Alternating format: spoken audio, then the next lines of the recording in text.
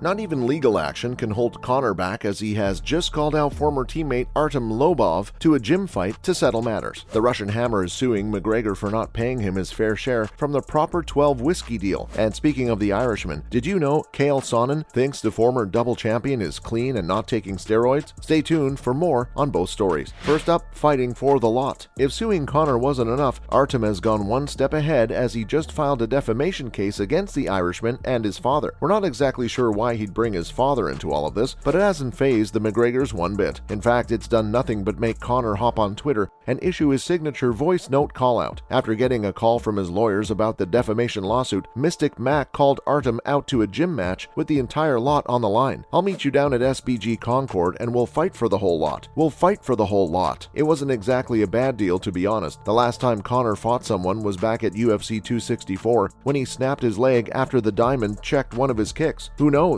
Lobov might have just gotten more than what he was asking for had he shown up to the SBG Concord at 10:30 p.m. But could it be that the Irishman is trying to avoid fighting this battle in court because he didn't honor their agreement? Artem claims McGregor even offered him $1 million at one point to buy out his share, but the Russian refused, since he was the brain behind the brand. Or at least he says he is. But yeah, we're not siding with anyone here, because none of them have any proof whatsoever. Like, not even a contract, screenshot, or text message about the terms and conditions of their agreement. Next, the brain behind Proper 12. Proper Irish whiskey. Proper 12. It's in the name. Just a week ago, the Russian Hammer said something along the lines of how Conor asked him for his advice about a whiskey brand a couple of years back. Artem also said he was on board from day one, since he knew how good the Irishman would be to promote the brand. But now he's completely backtracked, claiming it was actually his idea and that he's the brain behind the brand and not McGregor. He does know everything he says can be and will be used against him in court, right? You can't go around talking about a 5% claim in the proceedings if you're changing statements like every other day. Let's be honest here, they can't fight. If this came down to real fight, their arms and legs would be thrown all over Brooklyn. But like we said before, we're not picking sides just yet, as we're still waiting to see how the Irishman chooses to go about things. Because at the end of the day, the ball's in his court. Just think about it for a second. If Artem is dropping case after case, then it obviously means he has something here, right? He must have some sort of proof that both of them had an agreement, since he wouldn't have been too confident going to court otherwise. If it's just a handshake deal or something, then there's no way he's about to take 5% off the Notorious. And Artem has been pretty involved and vocal about the brand, but McGregor completely took over. The whole reason why people have heard about Proper 12 is that it was backed by the biggest name in MMA. Think of it now and tell me what you think. There's always going to be begrudgers and people that are hating and this and that. It comes with the territory when you're at the top of the game. If the Russian was truly the brain behind the brand, then he better be prepared to back it up. Moving on, is Artem thinking this through? Artem is hitting McGregor really hard. Along with the two lawsuits, he's giving interviews and making a lot of noise about how the Irishman cheated him, and the fact that he's so unwilling to let him get away with it means he might just have something up his sleeve to prove his claim. But is he thinking this through? This isn't the first time Conor has been hit with a lawsuit, and it won't be the last either. He's used to being in court, and the way he's refused to acknowledge the legal action taken by Lobov obviously means he has a plan. Or look at it this way, when you have so much money just lying in the bank, you can afford to hire the best of lawyers. But more importantly, you can just force your enemy to abandon the case because of the mounting legal fees. Artem obviously doesn't have Conor money, so we hope he's thinking this through, because cases like these, involving a high-profile individual, tend to get really ugly. Again though, we can't help but wonder how the Russian is going to prove all this in court if the former teammates have no written agreement whatsoever. If that's the case, then we think it's just a waste of money, because he's actually going to end up losing money instead of getting his share of 5% on the $600 million price tag. Also, is it just us, or does a proper fight between McGregor and Lobov in the octagon sound way more interesting now? Following up, he's clean, guys. And the ankle of Khabib in order to stop this.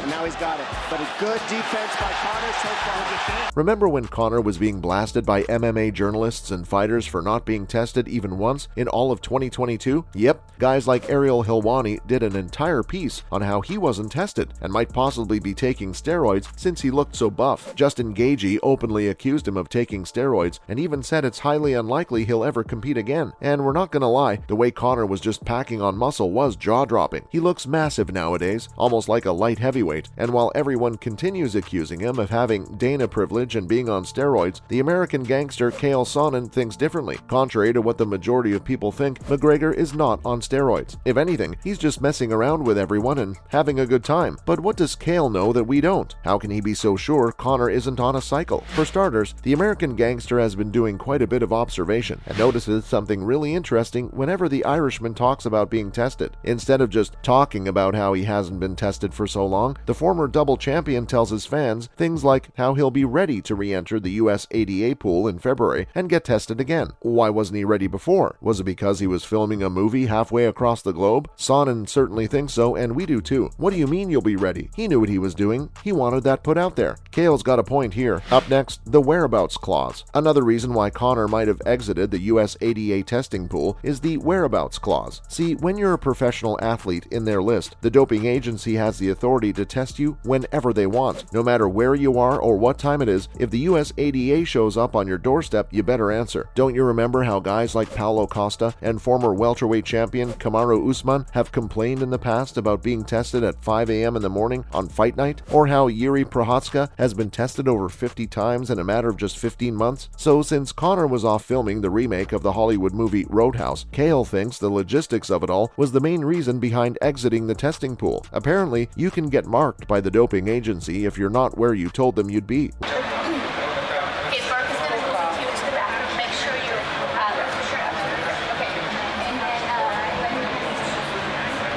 Whenever something like that happens, you get what's known as a mark. If you get 3 marks in a calendar year, then it shows up as an instant fail. And what's worse is, it carries a penalty of up to 2 years for the first violation. It all sort of makes sense now, to be honest. We weren't too sure of what was going on since reporters and multiple fighters were just calling him out for juicing without doing any research. But now that Chael has discussed the whereabouts clause and the marks, we think that's the reason why he hasn't been tested yet. Last but not least, going with the flow. Better here in this round, though. Oh, man. Until that. Oh, he's done. He's done. History has been made. Conor McGregor. It was fun while it lasted, though. Every time the Irishman uploaded a picture or a video, almost all the comments would be about how he was juicing and on the roids. He'd never reply to any of them. And as a matter of fact, he hasn't once talked about what reporters and fighters have said about him taking steroids. The Irishman is obviously having some harmless fun here. He's keeping everyone on edge and just going with the flow. Chael Sonnen also believes the former double champion is having a lot of fun as he continues to make people believe he's on some sort of anabolic steroids. But yeah, apart from all that, the American gangster thinks the Irishman made the correct decision by sitting out and exiting the pool. That's it from our side, folks. So what do you think? Should Lobov have taken up Conor's offer to fight for the lot? And is Chael right about the whole whereabouts clause? Let us know in the comments below. Remember, don't forget to hit the like button and subscribe to our channel for more interesting videos in the future. Thanks for watching, and see you next time.